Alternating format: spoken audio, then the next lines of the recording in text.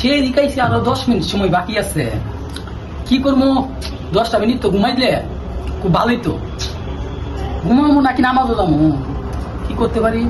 আচ্ছা একটু শুই, একটু ঘুমাই, নাকি নামাজ হয়ে যাবো চিন্তা করতেছি না।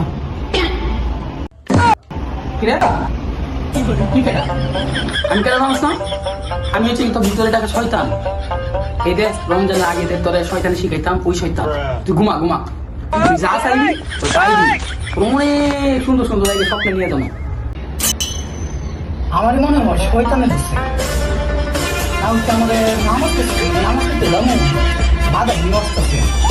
বুঝা রাখি নামাজটা না পড়লো পড়বো না, শয়তানের দোয়াটা করতেই না, শয়তানের তারাই দিব। আউযু বিল্লাহি মিনাশ শাইতানির রাজিম।